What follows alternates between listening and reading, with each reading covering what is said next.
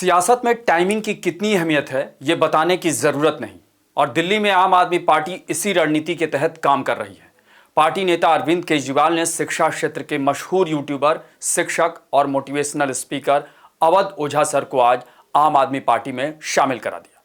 यानी एक तरफ बीजेपी और कांग्रेस अब तक ये तय नहीं कर पा रहे हैं कि वो किस चेहरे को आगे कर दिल्ली विधानसभा का चुनाव लड़ेंगे, और दूसरी तरफ आम आदमी पार्टी के सर्वे सर्वा अरविंद केजरीवाल हैं कि वो आए दिन किसी न किसी नामचीन चेहरे को अपनी पार्टी में शामिल कर अभी से अपनी बढ़त बनाने में लगे हुए हैं। वहीं अवध ओझा सर भी बहुत चतुर निकले। शिक्षकगिरी से नेतागिरी की राह पकड़ने के लिए उन्होंने टाइमिंग और पार्टी दोनों का चुनाव करने में गजब की समझदारी दिखाई है। यानी मौके पर चौका मारना कोई इनसे सीखे। आम आदमी पार्टी में शामिल होने के बाद उन्होंने क्या कहा, पहले उसे सुन लें और उनका क्या मकसद है इसे भी जान लें। तो मैं आज अपनी इस राजनीतिक पारी की शुरुआत पर आप सबसे ये बात साझा करना चाहता हूं, जैसा कि हमारे नेता मनीष सिसोदिया जी ने कहा कि अगर मुझे राजनीति और शिक्षा में से कुछ चुनना हो तो मैं निश्चित तौर पर शिक्षा को चुनूंगा।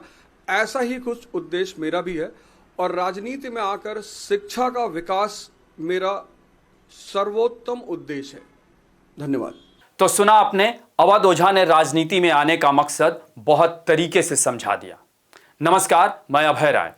जैसा कि दुनिया जानती है कि सियासत में कोई यूं ही नहीं आता और कोई सियासतदां किसी को भी सियासत में बिना नफा नुकसान के मौका भी नहीं देता, तो अवध ओझा सर को आम आदमी पार्टी में लाकर केजरीवाल भी कहीं ना कहीं एक तीर से कई निशाना साध लेने की जुगाड़ में है।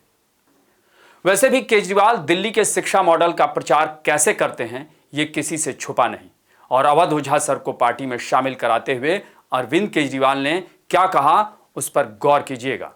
जब भी किसी नेता को हम ज्वाइन कराते हैं तो हम कहते हैं इनके आने से आम आदमी पार्टी मजबूत होगी।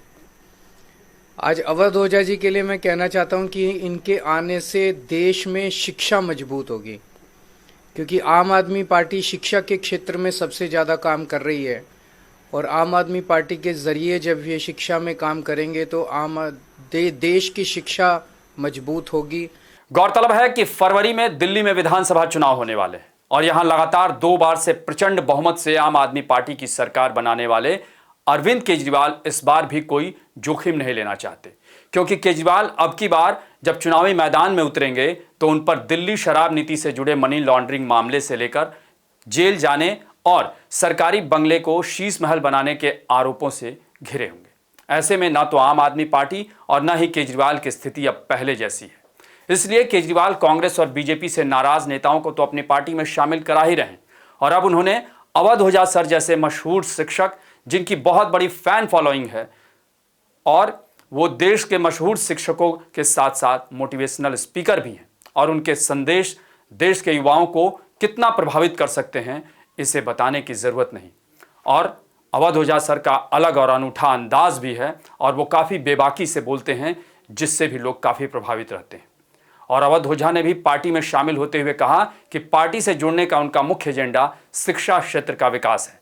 वैसे भी अवध ओझा की राजनीतिक महत्वाकांक्षा किसी से छुपी नहीं है। वो खुद बताते हैं कि पहले उन्हें मायावती ने बसपा से चुनाव लड़ने का ऑफर किया था, फिर उनके बीजेपी से चुनाव लड़ने की भी खूब हवा उड़ी और आखिर में वो आज आम आदमी पार्टी में शामिल हो गए। वैसे देखा जाए तो अवध ओझा सर राजनीति को लेकर बहुत ही खुलकर बात करते रहे हैं। उन्होंने कभी किसी की एकदम से आलोचना नहीं की।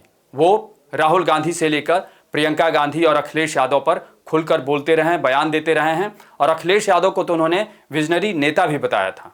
अगर उनके सफरनामे पर नजर डालें तो उनका ताल्लुक उत्तर प्रदेश के गोंडा से है। यूपीएससी एस्पिरेंट्स के बीच वो ओझा सर के नाम से प्रसिद्ध हैं और वो प्रतियोगी छात्रों को इतिहास पढ़ाते हैं। यानी कुल मिलाकर अगर देखा जाए तो अवध ओझा सर इस बार क्या दिल्ली विधानसभा का चुनाव लड़ेंगे, और अगर वो चुनाव लड़ते हैं तो क्या इतिहास भी बनाएंगे। आपको हमारी ये रिपोर्ट कैसी लगी उसे कमेंट बॉक्स में ज़रूर बताएं, और अन्य खबरों से अपडेट रहने के लिए बने रहें हमारे साथ, क्योंकि हम हैं बुलंद भारत टीवी, ताकत आपकी।